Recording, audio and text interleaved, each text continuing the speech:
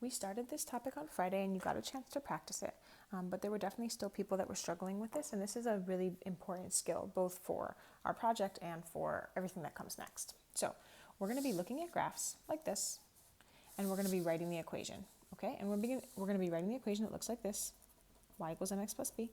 So far that's the only format of an equation we've learned. There are more, but not yet, okay?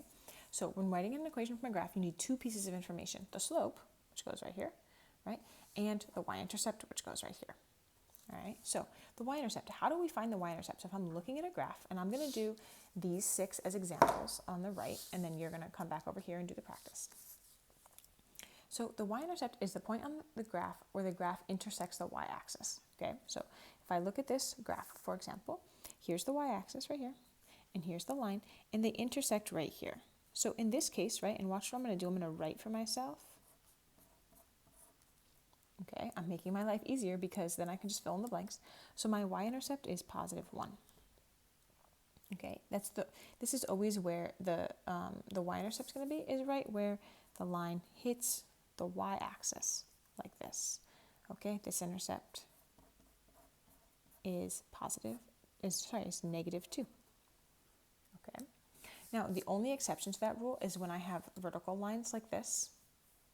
Okay, when I have vertical lines like that, remember that vertical lines, they're going to have an equation of x equals a number. So I don't need to worry about a y-intercept or a slope. I'm literally like, I can just do this one right now. I can look at this and say like, this is x equals what? Like I'm going to go along the x-axis. Oh, right here, like this is x equals 3.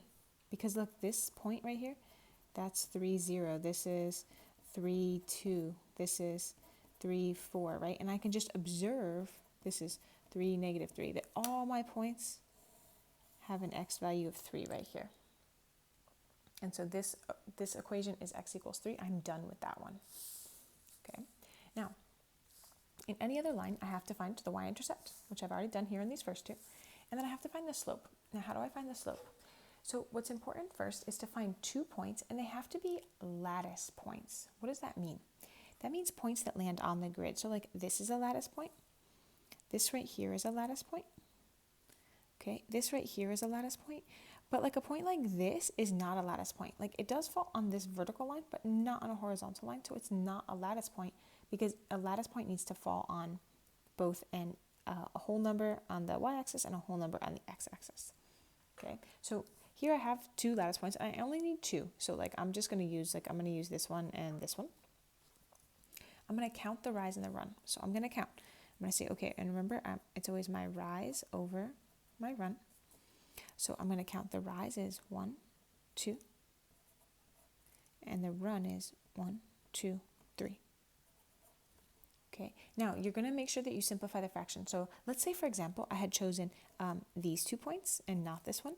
I would have counted, like let's say I was going to use these 2. I would have counted 1, 2, 3, 4, and 1, 2, 3, 4, 5, 6, and I would have ended with 4 over 6. And then I would have realized, oh, those can both be divided by 2. And I would have reduced. Okay, so in this case, I have 2/3 x plus 1. I'm going to note, is the slope positive or negative? I look at this is going uphill, this is positive, looks good, okay, it's not horizontal or vertical. And then I went ahead and I put the slope and the y-intercept into the equation. Okay, and notice by drawing out the blanks for myself, I just made it easier to where I could just kind of do one step at a time. And then at the end, I'm like, oh, there it is, it's done. Okay, so like here, I wrote out my blanks. I've already got the y-intercept done. I just need the slope. So I'm going to go ahead and find my 2 lattice points. And so I'm looking along, right, and I don't see any. Oh, here's one. There's one right here. Okay, there's also one right here. But I'm just going to use these 2. So I notice right away that my slope is negative. Okay, so I'm just going to hold that in my head for a moment. Watch, I'm going to go, here's my rise. 1, 2, 3. This is 3. 1, 2, 3, 4. My run is 4. Okay. Now there's 2 ways you could think about this being a negative slope. You could have noted like, oh, I went down 3. So this is -3. That's option 1. Or another option is you could just totally ignore which direction you're going and saying, okay, my rise is 3, my run is 4. And then look at it and be like, oh, that line is, that has a negative slope. And you could just pop the negative right out in front here. Okay. Either way is totally okay. But just make sure that you're doing one or the other, right? Not both and not neither. So in this case, I'm going to say, okay, I counted down 3 and right 4. So that's negative 3 over 4x minus 2. Okay, let's do a couple more examples here. And notice, you're going to notice I always write my blanks because it allows me to just do one thing at a time, right? So when you go to practice, I would highly recommend that you just start like this. Like there's no reason not to just, you could literally do this right now, right? And just set yourself up so that you can just think about one thing at a time. Like right now, I'm only thinking about the y-intercept. So that's here. Okay, I've written that down. Now I'm only thinking about the slope. So let me find another lattice point. There's one right here. And I'm going to count 1, 2, 3. This is down 3, right 1. Okay, now notice this slope is negative, right? It's going downhill from left to right. And my slope is negative 3 over 1. And so remember, we need to simplify. So if I have a number over 1, like negative 3 divided by 1, this is just negative 3. Okay, so I'm just going to write negative 3 here. If you write negative 3 over 1, it's not wrong, but even better to be able to just write just the whole number and you know kind of in your head that that's negative 3 over 1. Let's just do 2 more together. I'm going to make my blanks.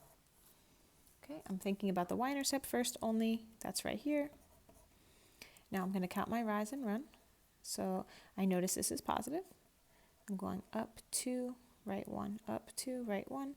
So right away, right, that's 2 over 1, and I can simplify 2 divided by 1 is 2. This is y equals 2x minus 4. And last one, right, because I've already done this one. Remember, we talked about this one earlier. I notice this is a horizontal line, so I can even actually like kind of set it up like this if I want, and I can notice, oh, the y-intercept is negative 2, and the slope, my rise over run, let's say I use these 2 points, is my slope is